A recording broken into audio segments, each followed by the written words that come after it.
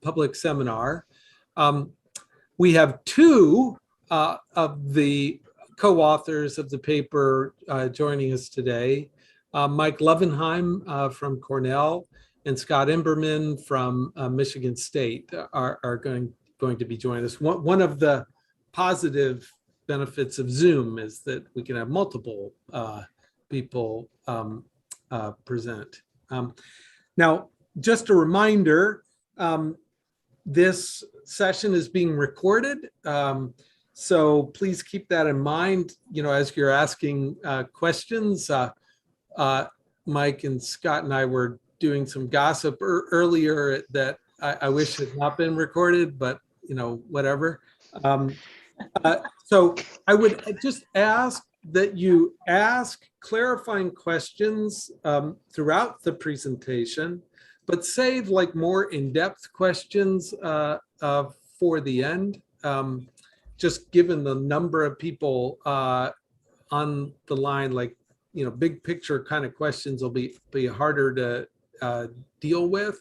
But if you have clarifying questions before the end, just either raise your hand or ideally like press within the reactions button in the bottom of the Zoom screen. If you raise your hand, that'll be the easiest way for Mike and I and Scott to see you.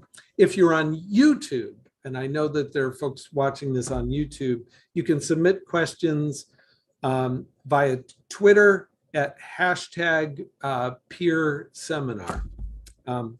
So after that, now I just want to give a warm welcome to Mike Lovenheim and Scott. Mike is a professor in the Department of Policy Analysis and Management and a research associate at the National Bureau of Economic Research. He's focused on public finance and labor economics, especially the economics of education. He's going to be presenting to us today on how state unemployment insurance data can be used to provide better information to students on the value of different degrees, both in terms of mean earnings and in terms of the trajectory of earnings and even the variability, expected variability in earnings by major. As you know, this is a growing area where we're trying to provide better information to students to make better decisions. And yet, if we aren't careful and we just provide mean earnings without adjusting for anything, we could actually be providing misleading information to people. And so what Mike and Scott are doing are trying to identify, like, what are, how could we or should we be adjusting these measures to provide better information to people. So anyway, we're lucky to have Mike and Scott. So welcome. Wonderful. We'll expect to go until about 5:45. Great. So thanks so much, Tom. Thanks everyone for having me. Thanks Scott for being here. Also, so Rodney Andrews will be here in a minute. He's another co-author, and I'll share my screen. And then our excellent research assistant, Meredith Welch, who's a PhD student of mine at Cornell, also is in the room. So lots of expertise on the paper here. So let me share my screen. Great. So can people see this? So, okay, Scott's the only face I can see now, so it's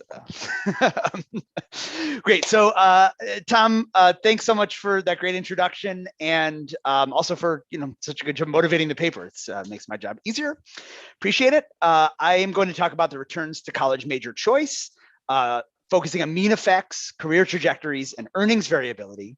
This is joint work with Rodney Andrews at UT Dallas, Scott Imberman, who's on the line here with us from Michigan State, and Kevin Stang at the University of Michigan, who can't be here because he's in a faculty meeting. So, it's we all have trade-offs in life. Great. And so Tom motivated the paper, but let me kind of remotivate a little bit just to kind of explain what we're doing and why. The background for this paper is that the demand for post-secondary education has risen dramatically in the past half century. We think that a lot of this has to do with shifts in the U.S. industrial base, rewarding skill. The average returns to skill have risen, and with it, the returns to college, right?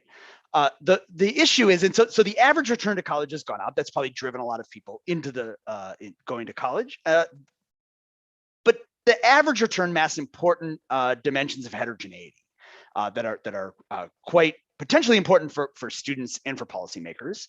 One of those is just type of college, right? 2-year, 4-year, college quality, college resources, those kinds of things. The other major dimension of heterogeneity is college major, right? And there's this great statistic by Altanji, Blum, and McGeer in one of their review papers of the returns to college major, where the mean earning differences across college majors is at least as large as the earnings gap between high school and college graduates, right? So we think that there's a lot of evidence that the returns individuals can expect to a given post-secondary investment is going to vary quite a lot across different majors. Right? And we want to understand that more and document it and understand ultimately like the factors that drive that variation. There's a theoretical reason to think this is true as well, right? College major choice is the primary process through which individuals invest in specific forms of human capital. What you learn as an engineering student is very different from what you learn as an English major, right? Or as an economics student. And so the major choices students make drive the human capital that they get in college, the resulting skills that they have, and then are expressed in labor market outcomes. And so we want to understand that process more. And there's a large literature on this, and I'll explain what we're doing and where we come in a minute. Let me just kind of highlight why this is important, right? So why do we care about this? I think there's a number of reasons. So, and Tom referenced some of them in his opening remarks. One of them is from the student side, is that students pay attention to this when they make major choices or choices of field of study. And so there's these nice papers by Wiswall and Zafar showing that students are actually sensitive to information on earnings returns. The information, though, that people usually get is in some sense at best just raw mean earnings associated with a given major, right? But as I'll go into in a bit, that's a very limiting set of information and might actually be misleading, in particular if those mean earnings don't reflect a causal effect, but rather selection. Right. And then there's other dimensions of the returns other than the mean that are important. And that's kind of where this paper comes in. As well, this is important for policymakers and higher education administrators, right? One might want to funnel more resources towards particularly high return majors to support their ability to teach more students. And so they need to know what those returns look like, right? And so this can help facilitate more informed resource allocation decisions among both state policymakers as well as individual colleges and universities in thinking about where to spend their money. So the specific motivation for this paper is based on this fact that the prior research, which is rather extensive on the returns to college major, has focused almost exclusively on mean effects at very specific ages. Right, and this can lead to, for a number of reasons, somewhat misleading information about their returns to major. And so, in this paper, we kind of focus on three, or so far in this paper, we focus on three core dimensions along which the returns to college major might vary, and where we want more information that's kind of been unavailable from prior approaches. So the first is that major choices can affect the growth rate of earnings. Right. So, and if that's true, then when you measure earnings is going to determine the results you get. Right. So that it's going to be, your results are going to be sensitive to when the measurement's taken. And this could drive a lot of variation across studies and their findings, even conditional on data and approach and the country that they're studying, right? There could just be heterogeneity from age or potential experience. So to get at this, we're going to estimate effects separately in 3 potential experience bins, 5 to 10, 10 to 15, and 15 to 20 years post-high school. And then we're going to estimate piecewise linear growth models that allow for an individual specific linear trend, that allow for separate linear growth trends within each of those experience bins, as well as separate intercepts, right? To try and show not only how the averages move, but try to get at kind of these trajectories. The second 2 pieces are really related to this issue of earnings variance or earnings variation. Number 2 here is about the fact that the mean can mask considerable cross-sectional variation across workers in their expected earnings, right? So imagine that there's a mean effect of $1,000. That could be because one person gets a ton of money and everybody else has no return, or it could be because everybody experiences a return of $1,000, right? And the differences between those are very important, right? And we interpret this as kind of ex ante risk. How likely is it that an individual, a student, thinking about a given major, how likely is it that they're actually going to experience the mean effect that we estimate, right? And the more variable across workers these returns are, the more kind of ex ante risk there is. And so to get at this, we're going to estimate quantile treatment effects of major choice on earnings, which I'll go into the details later, but functionally this means we're going to estimate the effect of college majors on the entire distribution of earnings, and then look at how it affects different parts of the earnings distribution. The third piece is about within worker variation over time, right? You should think about this as like the stability of earnings, right? Certain majors might generate more stable earnings than other majors. And if, particularly if workers face imperfect access to credit markets, or there are a lot of unexpected shocks that are happening that are moving their earnings around a lot, that's going to impede their ability to smooth consumption over time and lower their well-being. And so this earnings variability itself is an important dimension of the possible returns to college major that we want to get at. And so to do this, we're going to estimate the effects of major choice on the coefficient of variation of earnings, which you should kind of think of as the standard deviation of earnings within an individual over time. To do this, we're going to use administrative data from Texas. I'll go into some details on these data. They're really fantastic, that link public K-12 students to public higher education students and quarterly earnings among Texas workers from the unemployment insurance system. So basically, we observe everybody in Texas, as long as they go to a public high school, go to a public college, and work in the state, which Texas is a huge state. People don't tend to leave very much. It's an enormous sample. So it provides really a sample size, a set of controls, and an earnings frequency, because they're quarterly earnings data, that are really unavailable in other data sets. Let me just raise 2 other things that we do, and then I'll move on and get into the specifics. So the first is that we look at effects separately by students in the 2-year and 4-year sector. This is important. So there's most of the returns to major literature has been focused on the 4-year sector. The 2-year sector has received some attention, but it's been mostly people looking at more vocational degrees, and it tends to focus on somewhat older workers because they employ individual fixed effects models that require students to have a fair amount of pre-collegiate earnings. No one's really looked at these 2 major returns like in the same context, in the same with the same data set and the same approach, where we can kind of compare apples to apples, and so we're going to be able to do that. And so one more thing, Peter, and then I'll get to your question. The last piece is, and I'll show you at the end if we get to it, very new, hot off the presses. Many thanks to Meredith, who's in the audience here. I got these results from her yesterday. I'm going to show you very new results looking at gender differences in the returns. So we can look forward to that. That's not in the paper, so we'll all be surprised. I've seen these results, but you guys could all be surprised at them. They're very interesting. All right, Peter, go ahead. Yeah, first off, a big welcome, Mike, to you, Scott, and Kevin and Rod. Great to have you here at Harvard. One question is, will you be looking at like the returns to the different quality of the majors? So say, for example, like being an engineer from like UT Austin, is that going to be different from being an engineer at Texas A&M? Or are we going to be thinking about majors as fungible like across institutions? Great question. So this is another really important dimension of heterogeneity is this kind of relationship between the quality or type of post-secondary institution and the major. It's not something we're going to look at today. This is something that is on tap for us to look at in the future. So and it's something we can look at. So in a sense, what we want to know, first of all, is how wide is the variation in the return to major across institutions? And secondly, can we characterize that variation in a meaningful way, like it's about resources or the academic quality of the institution or something like that? That is something we can and will look at. We just haven't been able to do so yet. So that's a great question. But for now, we should think about these as fungible, or at least as average effects across institutions. Yeah.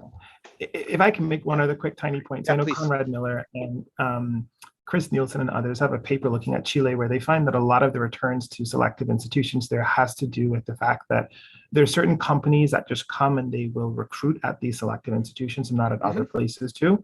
And so that's one of the reasons that's kind of like motivating this question. If there are some kind of like, it's not about like the actual human capital of the major, but it's about the social networks that the school has contact to and that kind of interacts with the major in this nonlinear way.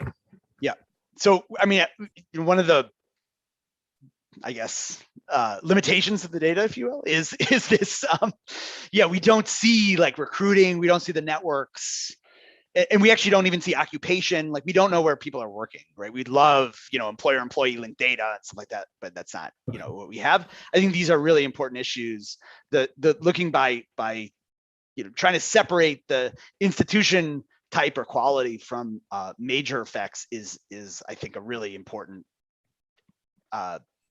place to go in this literature, and we're gonna do some of it. We can't do all of what they're doing in Chile because their data aren't as good, but we're gonna get closer to it, I think, because I agree with you, Peter. These are really important issues, and trying to understand the mechanisms through which this operates is, I think, fundamental to thinking about what we might want to do with this information. The good news is Chris is actually coming to give a talk here in East Lansing on Thursday, so I can ask him all about that right there, and I'll definitely name drop it, Peter, that you suggested I ask him. That's good. And congratulate him on his tenure too. Not shocking, but great. Wonderful. Okay, so there's like a large prior literature on the return to college major. I don't want to spend a ton of time on it. I'm just going to try to highlight where we make a contribution. There's really good reviews in Altanji, Blum, and Magir, Altanji, Arcidiacono, and Morel, and most importantly, this phenomenal paper, Lovenheim and Smith 2021, that is not actually available right now. It's an update that's going to come out in the Handbook of Economics of Education at some point, where we kind of update the review of this literature. If anyone's interested in getting a copy of that paper, just let me know. I'm happy to send it around. And so the basic takeaway from this literature is that, well, first, as I said before, it's all focused on the mean. And secondly, there's a wide variation in findings across studies.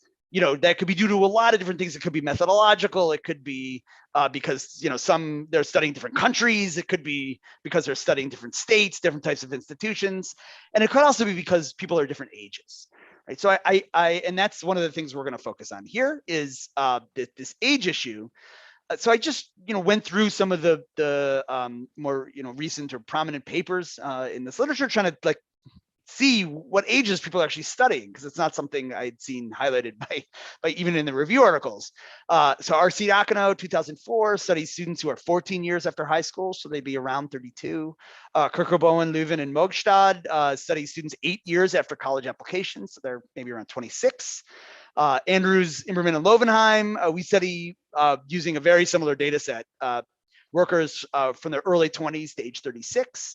Bleemer and Mehta have a forthcoming paper in AJ Applied where they look at the returns to an economics degree, and they look at earnings at most 10 years after college enrollment, right? So like late 20s, early 30s kind of range. So like there's a wide variation in the ages people are studying and the potential experience people have. And so if majors have differential effects on the trajectory of earnings, that could generate variation in the findings just by that alone, right? Even abstracting from these other kind of methodological or data or country issues. So we want to kind of bring some systematic evidence to this to understand how big a deal this might be. There's kind of sparse evidence on lifetime returns. That's kind of as close as anyone's gotten. Hirschbein and Kearney have it's just descriptive evidence, not controlling for anything, just looking at lifetime earnings across majors. Weber tries to adjust for selection, looking at these lifetime effects. But these are lifetime effects. They're not really telling us about or lifetime earnings, but they're not really telling us about the trajectory of earnings, which is, I think, of independent interest. And then the closest in many ways to what we're doing is this paper by Sean Martin, who's a PhD student at University of Michigan. I know Kevin's on her committee, Sue maybe as well, so I don't know, but she's does great work. And she has this paper looking at the change in the return to majors over time, where she categorizes majors as specific versus general in terms of the types of skills they teach. What she finds is that the returns to specific skill are higher earlier, or specific skill majors are higher earlier, and then they kind of converge more over time, right? So what we're bringing to the table here is looking specifically at these trajectories, by the major categories. And then on the other two dimensions we look at, there's just no prior evidence, right? So no one's looked at worker heterogeneity, in terms of average effects. No one's looked at within worker earnings effects of majors. So that's kind of completely new information we're bringing to the table. All right, I mentioned the data. I just want to, it's like one of those slides that, you blast through. It's like, here's the data. But like the data are a huge innovation of this paper and are really the foundation for a lot of what we can do. And they were, an enormous amount of work by, everyone on the research team. So I just want to, highlight that fact. We use linked administrative data on all public high school graduates from 1996 to 2002 who attend a public college in Texas.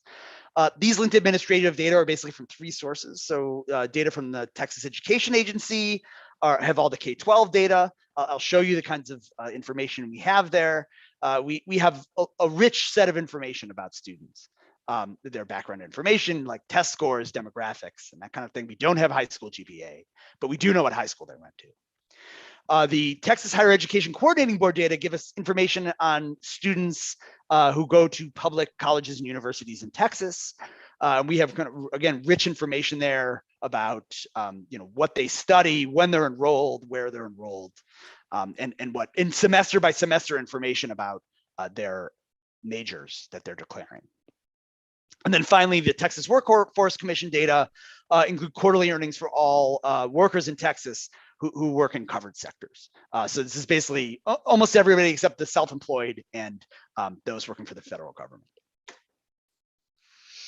Okay, so our main analysis sample uses the 96 to 2002 high school graduates. And then we split people separately by 2- and 4-year enrollment at the collegiate level. And then we collapse the data to the individual level by time period, just mostly for computational tractability. A big challenge when you use these data are what you do with people who you don't see in the data, right? In the earnings data. You don't show up in the earnings data if you work in another state, and you don't show up in the earnings data if you aren't working but living in state, or if you're not working and living out of state, I guess. So it's really hard to tell the difference between someone who's just not in the labor force and someone who's in the labor force but somewhere else, right? And so what we do to get at this issue is we define an in-state employment window, which is basically the time between when you first show up in the earnings data after your post-secondary education and when you last show up in the earnings data. Any quarter between those two times that we don't see a positive earnings for an individual, we impute a 0. We say you're living in state, but you didn't work this quarter. For all other earnings observations, we exclude, or all other time periods we exclude when we don't see a worker. We assume they're out of state. Kevin Stang actually has this great paper linking Texas admin data to I think it's LEHD data, where they're able to census data, where they're able to look at actual movements in and out of state. And it's very fortunate that in Texas, there's just very little movement out of the state because it's such a large, economically powerful state. Students tend to stay there. And so, these kind of selection issues that you might worry about out of state don't seem to be a preeminent issue there. Whereas if you studied Rhode Island, you'd be more worried. No issues with Rhode Island. It's just people leave there more. Zach, go ahead. Do you have Do you have any idea what percentage of students who go to college are going to private institutions in Texas? Yeah, it's about 10%. That doesn't come from these data because we don't see it in these data, but in other work we've done, I think we looked at this in the NELS 88, and we found it was like about 10% of the students. So it's pretty small actually. But you know, there are those students we're going to miss, right? Because they're not going in state. I will say though, if you don't go to school in state and then show up in the earnings data, you're not in our sample. So to be in our earnings sample, you had to go in state.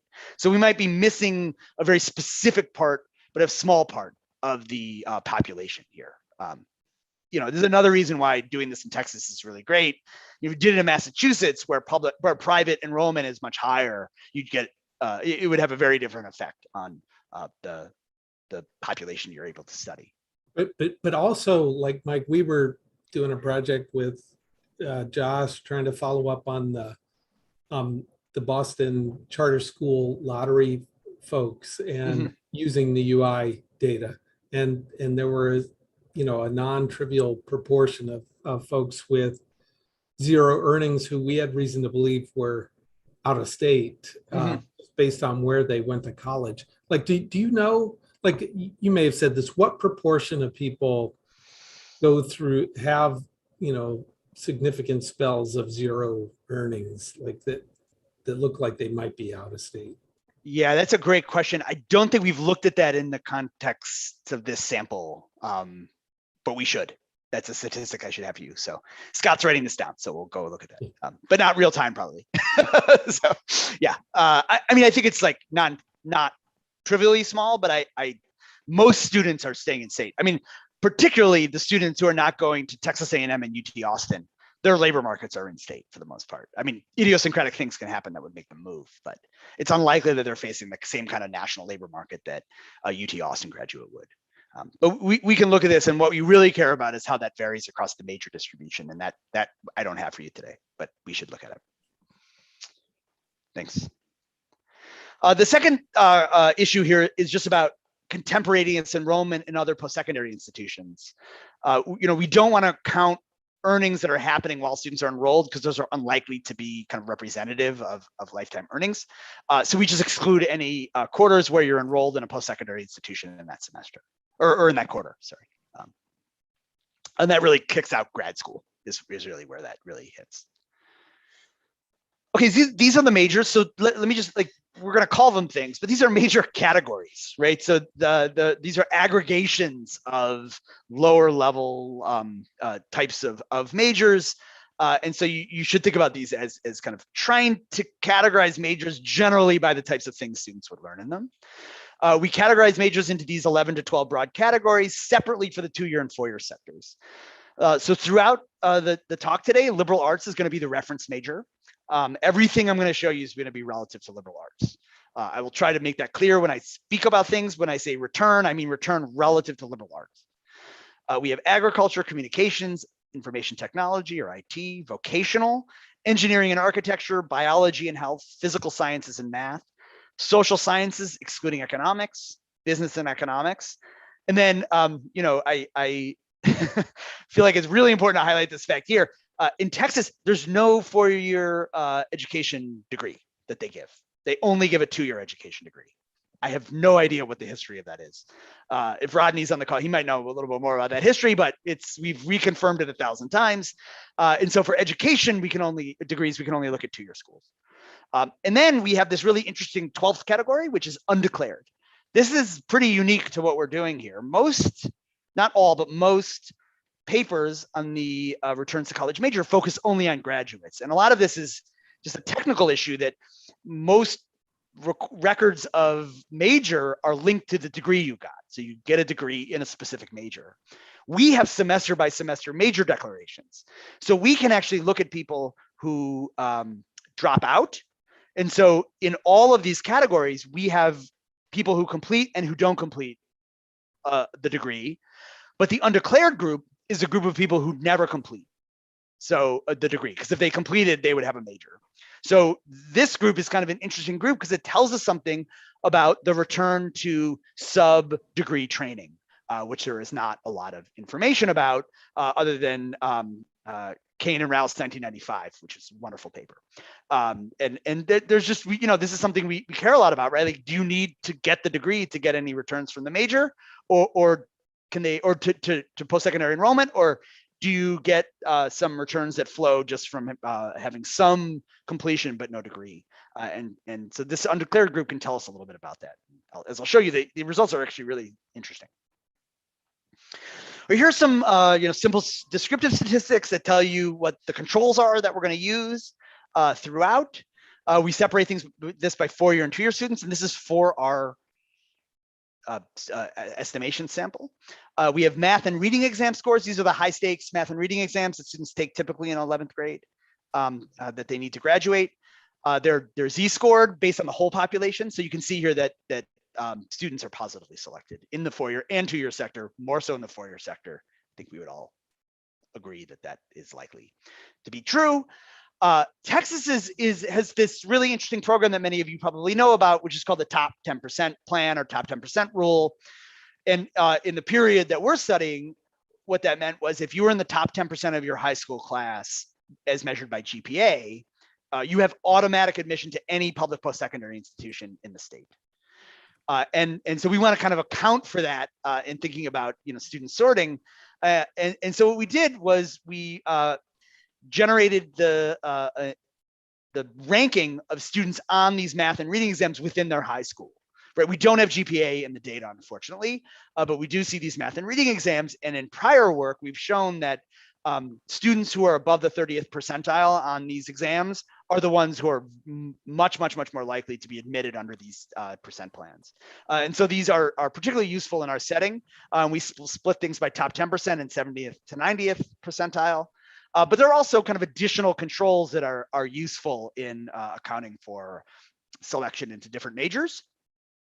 And again, here you can see, these students are highly positively selected, both in the 4-year and 2-year sector, using these measures. Most of the the majority of students are women. That aligns with national trends. We have, Texas is a large, ethnically, racially diverse state that shows up in our data too. And in future work, I'm going to show you a little bit about the gender splits today. We're also planning to look more in depth at racial and ethnic heterogeneity in these returns, which I think are really interesting and not something that has been explored substantially. And then, we have things like, whether students at risk of dropping out, whether they're economically disadvantaged, which is mostly related to free reduced price lunch status. And then you can just see these are the mean earnings. These are quarterly earnings, and you see the pattern that I would have expected, which is that 4-year students earn more than 2-year students, and earnings increase over time as students gain experience. These are the college major distributions. You can see liberal arts is important in both groups. So it's a good excluded category because it's the largest category in both sectors. But there's wide distribution that varies somewhat across the sectors. So in the 4-year sector, there's a pretty big role for vocational. Biology and health is big. Social sciences, business and economics is particularly important. In the 2-year sector, somewhat similar patterns. Vocational is even more important, as you'd probably expect. Biology and health as well. Business and economics is also prevalent, but less so. You see only about 3% of students in the 4-year sector are undeclared. That doesn't mean that dropout rates are 3%. It means that 3% of students wind up leaving before declaring a major. Remember, these other categories also have non-completers in them. In the 2-year sector, the proportion is much higher, which might reflect the timing of when students drop out, but also just the higher dropout rates in the 2-year sector relative to the 4-year sector. So Mike, what is vocational? Because IT and communications sound pretty, in agriculture, pretty vocational. Like, so what's in the vocational? Oh gosh, that's a really good question. Scott, do you remember any of the specific majors that fall into there? I don't remember. I'd have to go back to our, give me like a minute. I might be able to find it. Okay, we're going to real time this. Yeah, that's a really great question. That's okay. But what specifically, I think of like a program that's like plumbing electricians, right? But obviously these are in the 4-year sector too, Yeah. right? And so, yeah, great question. And I'm struggling to remember where we put like nursing programs, whether they're in vocational or whether they're in biology and health. I actually think they're in vocational programs. So that's one area that. And there was a question in the chat about why some of the majors were grouped that way. Yeah, I mean, we've actually talked, this is a great question. What I would love to do is have a better sense of like, we've talked about this, like a data-driven approach to try to classify these majors in very specific ways. We have not been able to come up with a great way of doing that so far, but that's something that we've thought carefully about. You know, it's the case that like if you use individual majors like the CIP6 code, is just way too much, right? You get way too much information. You have to group them. These loosely follow, you know, the higher level CIP2 codes, but not perfectly.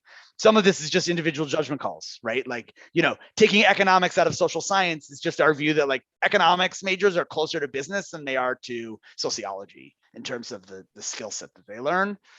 You know, I'm confident in that assessment, but I'm also, you know, I don't have like a purely scientific basis for making it other than just my knowledge of some of these or our knowledge of some of these areas. We're a lot of people on this call are just grateful you didn't break out psychology. That's in social sciences, right? Yeah. Yeah. Eric, go ahead. It's sort of relevant to this question, but looking forward to the variation in earnings question. Like, you know, psychology and anthropology are probably both in social sciences, but just the mean earnings between those two is probably quite different in favor of psychology. So like within the, do you know for each of these groups, how much like if you calculated the between CIP6 earnings variation, and then calculated the between variation for each of these, do they vary on that statistic a lot? Am I making sense? So what you want is a better understanding of like the variation across workers within. Across people within I see specifically, right. So I don't have that that would be a cool exercise that we can do, but we haven't. And actually, like one interesting question, you know, I'll show you the quantile treatment effects later. You know, how much of the quantile treatment effect variation can be explained by, you know, this is just different zip codes that we're aggregating together. Right. Yeah. That would be really. We had not thought that's a really great idea. That we will do. Just to answer the vocational question, it's zip code 12, which is what that is, which appears to be personal culinary services. So things like funeral service, cosmetology, grooming, culinary arts, personal and culinary services. So maybe vocational is maybe not the best name for it now that I think about it. Yeah. Maybe something more along the line of just, you know, like a service profession for things like that. And actually this is I'm just saying this out loud so my co-authors can hear too. Like we should have some long appendix table where we show exactly how the SIPs map into these. That is important, and we don't have that. Let me just also say there's a couple, like very small proportion of students who double major. For those students, we just assign them both majors. So the major set is not mutually exclusive, but it's for very small proportion. Okay. And then so the last data piece here is the coefficient of estimating the coefficient of variation. This is, as I said, basically the standard deviation. And the way you do this is you have a predicted earnings, and then you can calculate the amount of variation that's around that predicted earning. So the key here is like, how do you generate the predicted earnings? And there's not a lot of direction from the literature on how to do this, and it matters. And so generally our approach is going to be, we have a preferred approach, but we're going to show you a range of ways to do this. In our preferred approach, we decompose earnings into an individual specific intercept at time 0 and an individual specific slope with respect to quarters post high school. So these really are individual level. So they're flexible in that sense, but they're inflexible in the sense that they're linear. And then the residual is what this y tilde is what this graphical example, or sorry, is what this the coefficient of variation is based on. So let me just show you a graphical example. Sorry, I hate to do this. My dog is like literally whining and barking at my door. Let me let him in a sec, and then you can all see my adorable dog.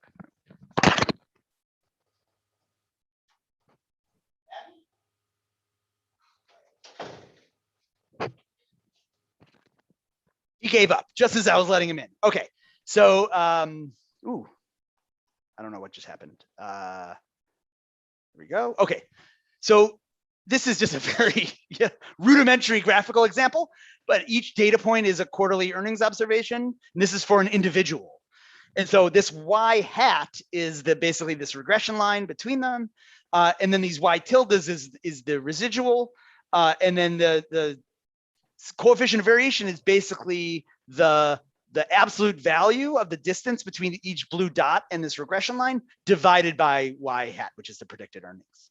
All right, so you should think about it as the amount of residual variation after you predicted the earnings. So it's earnings stability, and it's essentially a standard deviation. And so this is how we calculate it. We get this y tilde, and then just it's the absolute value of the y tilde divided by the predicted average. And as I said, the how you calculate this y hat, these predicted earnings is kind of the whole game here. We use two other methods to try to get at this. One is a 2-quarter moving average, where on each side of the focal earnings observation. So you could think about this basically as an annual moving average.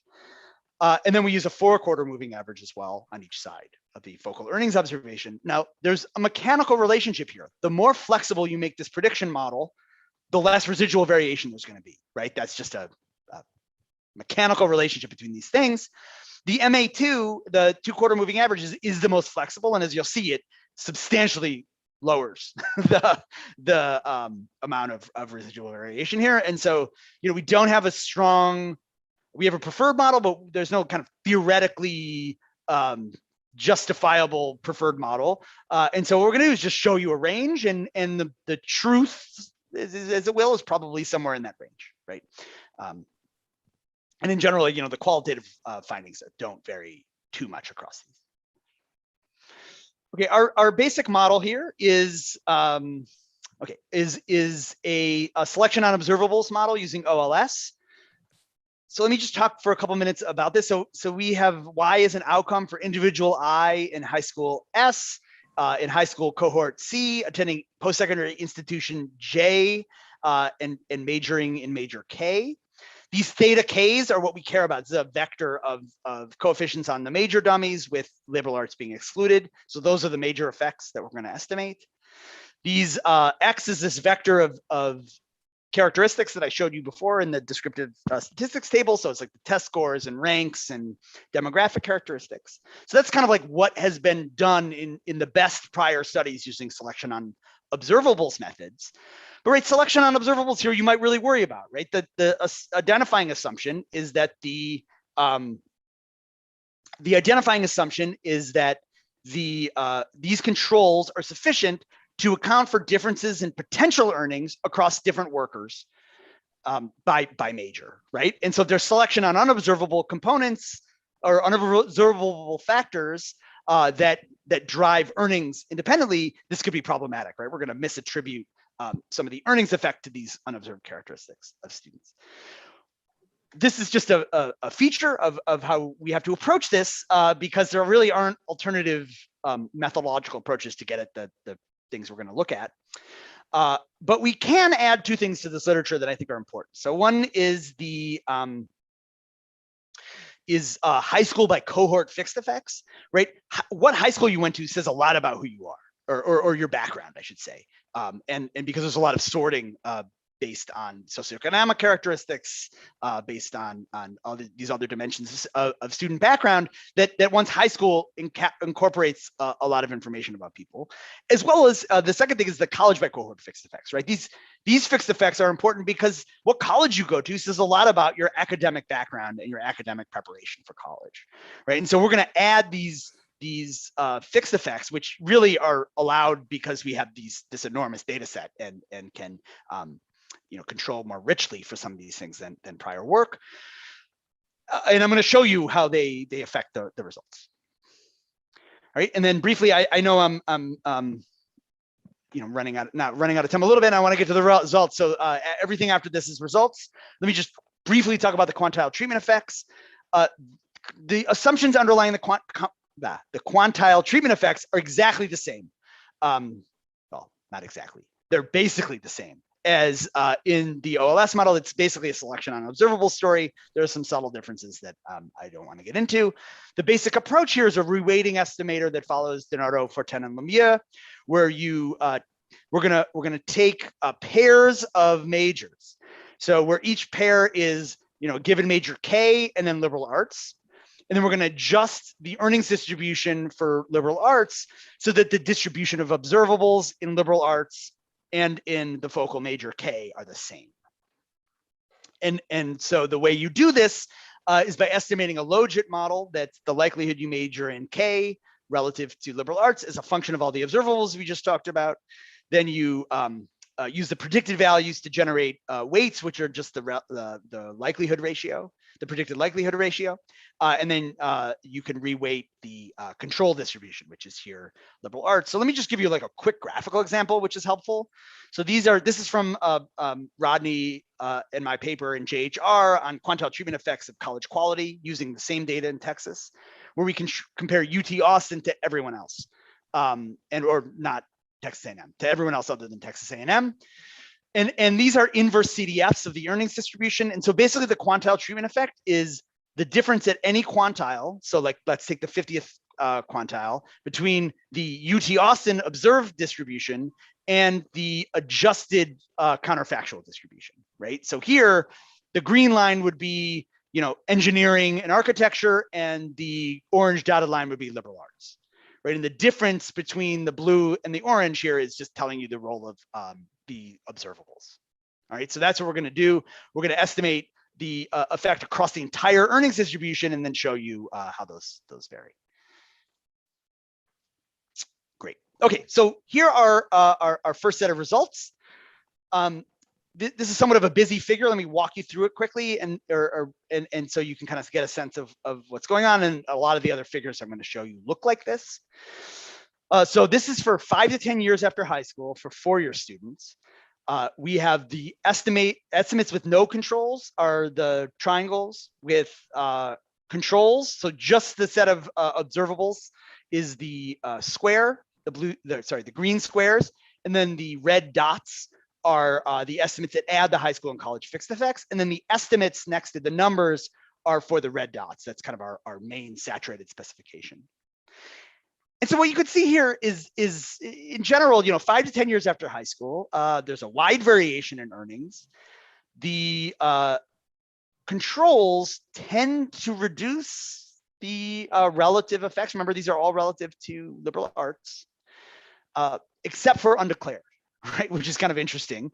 But interesting, like you see the undeclared group, the returns are pretty high for that group relative to liberal arts, which is just interesting, right? It's suggestive that these students are experiencing a return to their sub-baccalaureate training.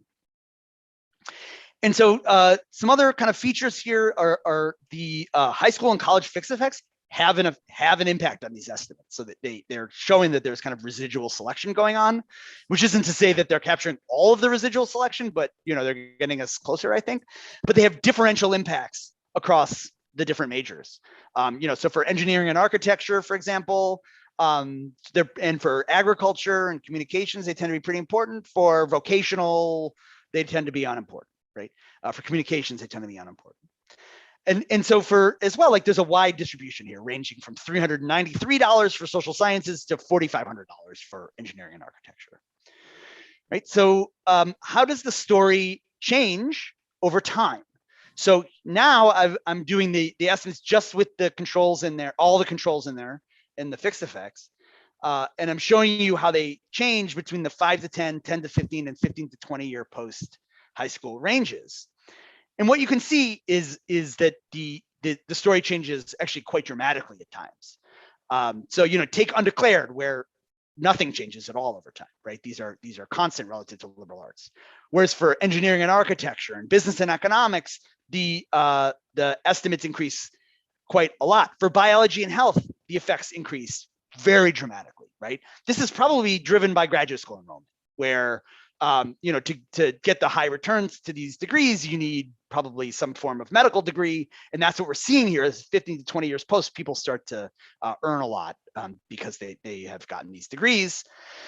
For other majors, they're getting closer to liberal arts. So agriculture, communication, social sciences, those relative returns decline, right? And so the general point is the ranking of these majors, the returns you're going to get, the estimated returns are going to be quite sensitive to the timing of when you measure those returns in a way that has not been, I think, really highlighted by prior research.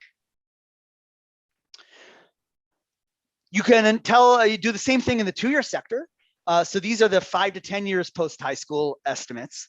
And here, like the selection story is less dramatic, which I kind of makes sense because it seems like the selection in 2-year schools is not as dramatic, although there's still a role for these observables. Here they tend to you know, increase the effects a bit, but it's heterogeneous. Sue, go ahead.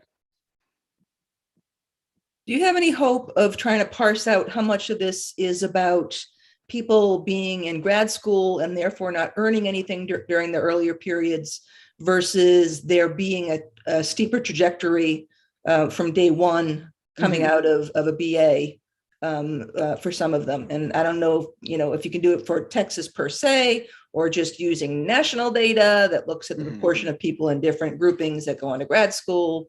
You get it. Yeah, those are great points. This is something can explore more. So the issue with grad school enrollment in Texas is, I mean, Joel Tanji has a really great paper using Texas data to look at the returns to graduate school. But the problem is a lot of students might not go to grad school in Texas who are from Texas. And so we worry a little bit about much more about who we're missing there than we do at the undergrad level.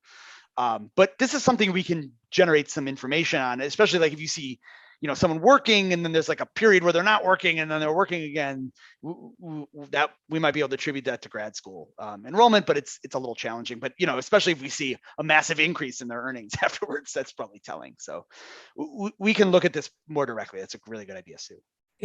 And Mike, like, so some of these majors are probably well, we know they're bigger than others. So like the sample sizes that they're relying on, you know, really vary. So like putting these in terms of like empirical Bayes kinds of estimates that are adjusted for estimation error, like might help like tell a clearer story. Okay. Yeah, that's and we do in these buttons that I'll push a button. You can see we do have standard errors. I just didn't show them because they were too difficult to present here. Use the standard errors to create, and even right when we're sharing stuff with kids, we'd probably want to report the empirical Bayes versions of these. Yes. Yeah. You want to give them a sense of how precise these estimates are. Absolutely. Right. And adjust them for imprecision. Yeah. Yeah. Right. Yeah.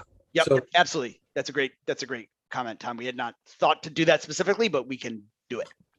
Thanks. Can I just quickly mention one thing about Sue's column, like the biology one?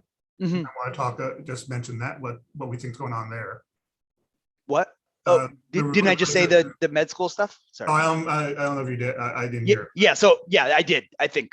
Yeah. So I think that is grad school. I think that's why Sue made the comment, or one of the things that might have spurred that was, yeah, I think grad school is an important component of this growth. And so let me just jump to the growth stuff for the 2-year sector because I'm running a little low on time here, and I want to make sure I get to the quantile treatment effect stuff. So here, so one thing you see here that's I think particularly important is that all these red dots, so this is a 15-20 years, they're all negative. Pretty substantially so in most cases. And in fact, the 2 largest estimates are vocational, which we might expect in the 2-year sector, and undeclared, right? Which is just surprising and interesting. It's not something we expected to come out of this. But the other thing that comes out of this is like liberal arts in the long run, I think is a really good or a much better relative deal, you know, in a way that you wouldn't pick up in the shorter run. Sue, go ahead. Same question then, except replace grad school with BA. So to what extent is it that people who are doing the liberal arts, it's essentially, you know, the degree you get, the major you do if you plan to transfer and get a BA? Yeah. So let me mention that actually, so this is a tricky thing of like how we handle transfers. So our view of this, I mean, there's like, it's so complicated. You can do any sort of thing. So our core way of doing this is like, we assign people usually we assign based on first place enrolled. Here, we're actually trying to assign people based on the last place they enrolled. And the reason we're doing that is because that's the signal that the market sees most clearly. So if you were a 2-year student who then transferred for a 4-year school and got a BA, you're going to be classified as a 4-year student. So I think the transfer stuff is less of a big deal given how we've done it here, if that makes sense. But this issue of like how much of this is mediated through degree production is important, or degree receipt is important, and another thing we've kind of thought through, but haven't really gotten clear ways of getting it, because like degree completion is so endogenous. Maybe everything here is so endogenous that whatever, we'll just show the results, but it would be interesting from a descriptive standpoint. If not, but Mike, like you could know from the NSC data what proportion of people who in your data are going to seem to be going to grad school. The problem is the NSC linkage is only there for very recent cohorts. So the cohorts we're studying, we don't have the NSC linkage, unfortunately. But if you had or if you could get them to do that linkage, you could say something about, okay, well, we think we're missing X% of the grad school spells, but we see the public university grad school spells within Texas. And so we're going to, well, you could try to deal with Sue's issue that, you know, at least for the people who go to grad school in Texas. Yeah, for people who go to grad school in Texas, we definitely see that, right? And so, yeah, I would love, and Rodney and Scott and I've talked at length, about the ability to maybe read in the NSC data. It is from more recent cohorts, but it doesn't go back to the ones we look at. So, we can revisit it's hard to get data added to the administrative data in Texas, is my understanding. If Rodney's on the call, he can jump in with that, but that's generally what we've experienced. Great. So, you see again, like the time of when you measure this stuff matters. And that's, the main takeaway here. And it matters like here based on the sign, and it's just like the liberal arts major or the liberal arts groups do pretty well here, which is, I think, somewhat of a new finding. Usually, we like to say liberal arts returns are pretty low. That is true in the 4-year sector. It's not true in the 2-year sector in the long run, especially. I'm going to skip the piecewise linear estimates. They're all interesting, but they're just reinforce what I showed you, because I want to get to the QTE estimates and their variability stuff. So these are the quantile treatment effect estimates. And the way to think about this is telling you how the different earnings distributions shift. So when there's an upward slope, what it means is that the higher in the earnings distribution, for example, IT students higher in the earnings distribution are experiencing higher relative returns. Okay, so the top of the earnings distribution shifts out more than the bottom. And I group these here. So these are the upward sloping majors in terms of the quantile treatment effects. And so you see here, like the mean does a bad job. Right? Think about this as like ex ante risk. I could draw a vertical line here showing you the mean effects, right? We probably should have those in here. And then you think about how close this line is to that horizontal mean effect, and what it shows, like it doesn't do a very good job, right? So if I'm a student thinking about majoring in a given subject, the likelihood I actually obtain that mean is pretty low here, right? And so here, like it's unlikely you're going to experience a negative return, right? That even lower in the distribution, they're like 0. But whether a student's going to get the really high returns at the top of the distribution here or not, really might matter. And so there's a lot of cross-sectional heterogeneity across students in these majors and in the returns they experience. And related to what Eric's point earlier, like some of this might be due to the aggregation methods we're using, right? And so this is something we can look at that would be really cool to bring some evidence on. And then, this isn't every major. So these majors exhibit much flatter returns, but you still see this increase at the top. which is, I think, just kind of interesting. But, for take a social sciences, right? Like these are kind of zero, maybe negative in parts. And then, right at the top of that distribution, you see some positive. So, the overall positive effect we're finding in social science is really driven by a very, small part of the distribution at the top. So that actually does suggest there's a fair amount of risk, even though the mean is low. And you see the same for undeclared, right? So the undeclared group, we saw these positive effects, but it's really driven by this small set of people at the top. And it could be, one thing generating people being undeclared is that they have some great outside option. And so that could be what we're picking up at the top here, right? That there's a group of people who have a great labor market opportunities that don't involve college, but it's just a small part of the distribution. And these are the effects for 2-year students. So again, these are the ones that slope upward pretty strongly. And you can see like there's a strong shape to these that suggests the mean is not doing a particularly good job of characterizing the expected returns, or it's characterizing the expected returns with a fair amount of ex-ante risk. But this isn't universal, right? So there's in IT, biology, and science and physical sciences and math are flat. And then social science, communications, and education are pretty strongly downward sloping, right? What does this mean? It means that at the top of the earnings distribution, liberal arts majors are earning a lot more than social science, communications, and education majors at the top of their earnings distribution, right? And so again, there's just a lot of risk that goes into interpreting the mean estimates. All right, and the last main thing I want to show you, I know I'm running out of time here, is these earning variability estimates. Let me focus on the linear ones first. These are mean effects on the coefficient of variation. So you think about it as the effect on the standard deviation of earnings over time within worker. And you see that there's a pretty negative effect for every single major here using the linear model. It ranges a bit from like 7% or 6% to about 17%, but it's pretty it's pretty evident across all these majors, which is basically saying that liberal arts majors are majors experience less stable earnings than these other majors. When you use the 2-quarter or the 4-quarter moving average, you get smaller estimates, but that's because, as I was saying before, like look at the mean of 0.25. It's way smaller when we use the 2-quarter moving average. And the reason is just, it's so much more of a flexible model that it's soaking up all this residual variation. And then we have to think, okay, well, is that variation we want to soak up? Like it's unclear, right? And I think this is kind of there's philosophical issues about what it means to have like, earnings variation that might be, unexpected from the point of view of the worker. But what you see then is that the effects are much smaller in the 2-quarter MA but there's still a decent amount of variation, and the effects tend to be negative, and then the 4-quarter MA estimates are much closer to the linear estimates. And then finally, in the 2-year sector, we see very little going on. So there's the linear estimates also tend to be negative, except for engineering and architecture, but the estimates are much smaller, even though the mean isn't smaller, right? So it's just these marginal effects are smaller.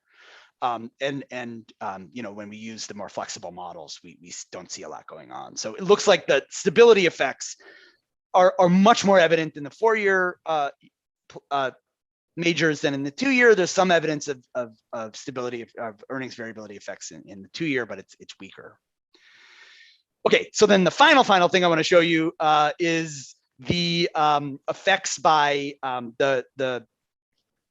is how the mean estimates. So here we're looking at the mean estimates in the 15 to 20-year range, how the mean estimates correlate with the coefficient of variation estimates, right? So in a sense, what we want to know is these are the coefficient of variation and the mean are two different dimensions, if you will, two different moments of the earnings distribution.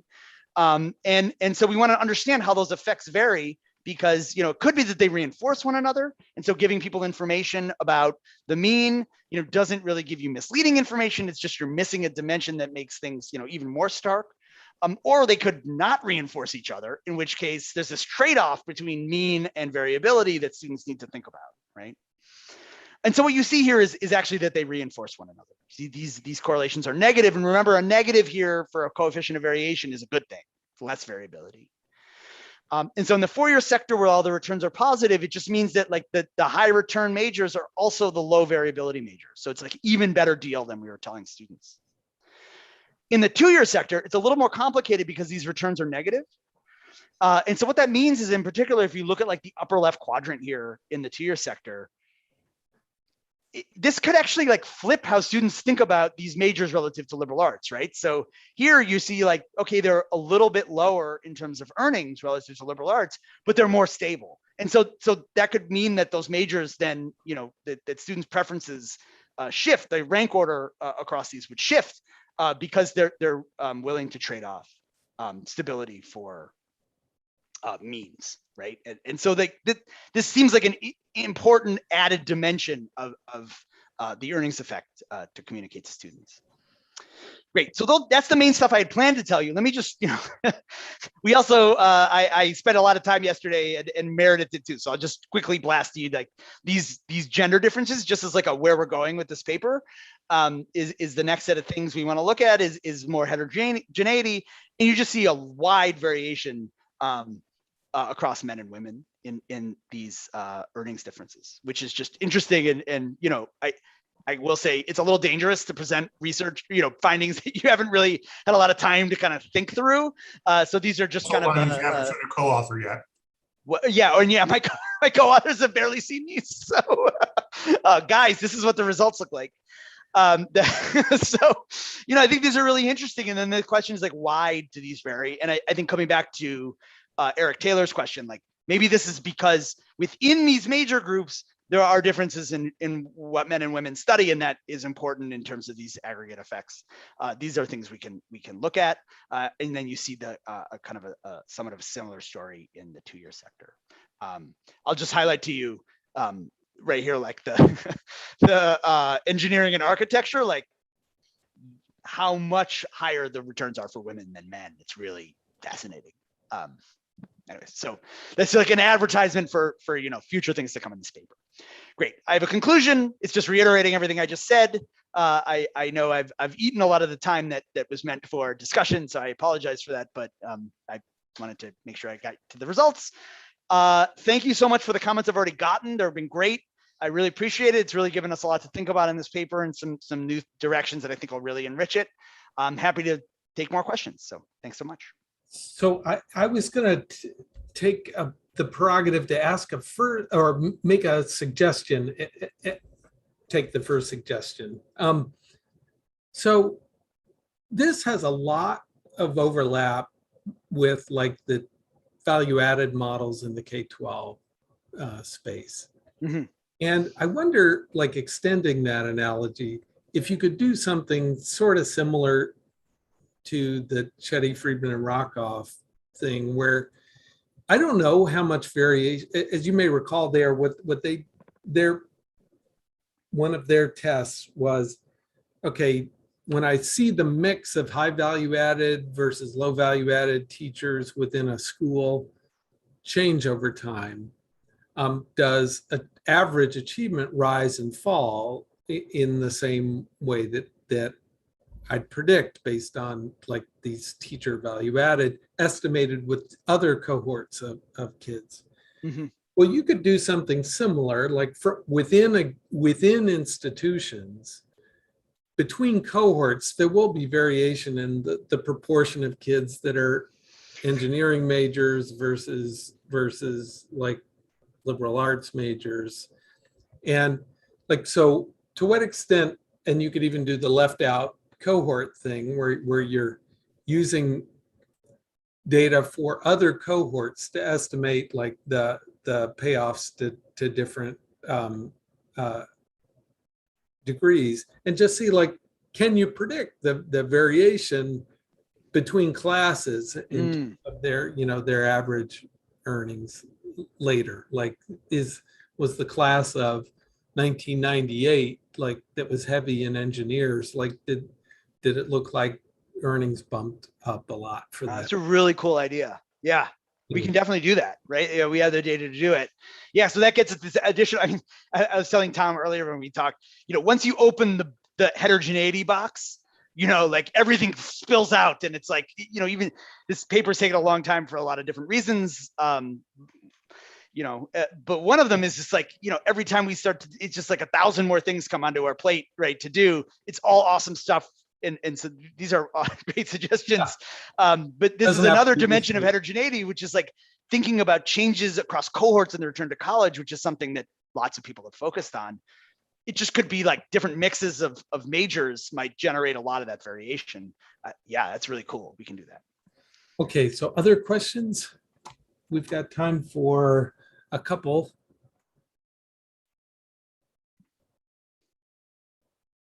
Everyone's perfectly happy with the paper. I love it.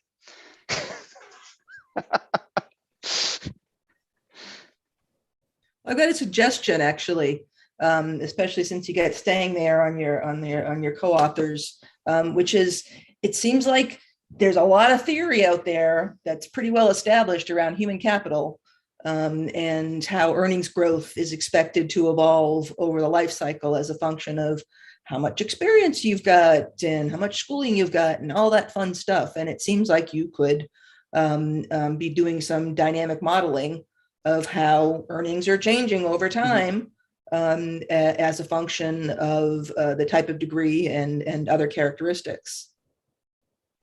It's a good idea. This might be a different paper. It might be. No, that's right. But Yeah. you got this much heterogeneity, and one reason it's sort of exploding is that there's no structure on it. Yes. Or there's little structure on it. And this might be a case where actually some structure would be helpful.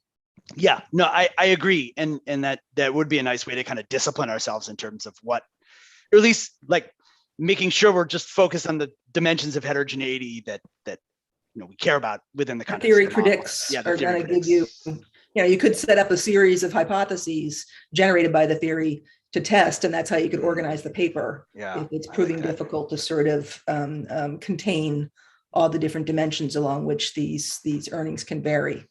Yeah, that's a great idea, Sue. And actually I can imagine that as being like a follow-on paper where we kind of, this is the less parametric evidence in some sense. And then we can kind of try to embed it in like a life cycle earnings model. That's great. Thanks. There's so much great ideas. I feel like I got like 5 new papers out of this discussion. It's fantastic. My co-authors might be not shaking their heads like not 5 new papers. Great. Other questions or suggestions? It looks like there's a question in the chat, Mike. Oh, yeah. I haven't been monitoring the chat. Is this Betsy Fawcett? Young people now will have their multiple different careers. Potentially the question is what college major? Yeah, exactly. And this is like, Deming and Noré, right? They have this great QJE paper that is somewhat recent, and they get into this issue of like, the specificity of skills and how technological change might make majors more or less, like how it might change the return to these different types of majors. Like understanding and I'll just actually say this, like, is my own interest, but also like as people who will be producing, the next generation of scholarship, understanding this linkage between the skills you learn in college and the occupations you will have in your working life, and how those skills you learn in college relate to the returns you get, across and within occupation. That's like where this literature is headed. And it's super important, and we don't have a lot of great data on it or evidence on it. And there's more developing, right? Like Deming and Noré is one. The Sean Martin paper I talked about before is another paper that's trying to get at this linkages, but it's really hard. And it's really hard, particularly in US data where we don't have, so like our data don't have any information on occupation or employer, right? So it's really hard for us to tell anything about, are these effects being driven by sorting across occupations? Are they being driven by returns within occupations? These are critically important questions. It's just our data constraints. The data are amazing on some dimensions, but on others they're more limited. To do that, you kind of need employer-employee match data, right?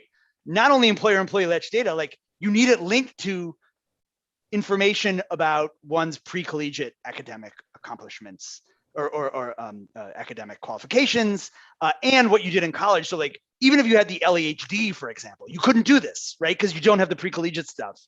So I guess I'm giving myself an out a bit on some of this, but just highlighting like, these are preeminently important questions. And so I really appreciate you asking it. And like, I think you're thinking about exactly the right stuff. The data constraints currently are pretty dramatic, especially in the US.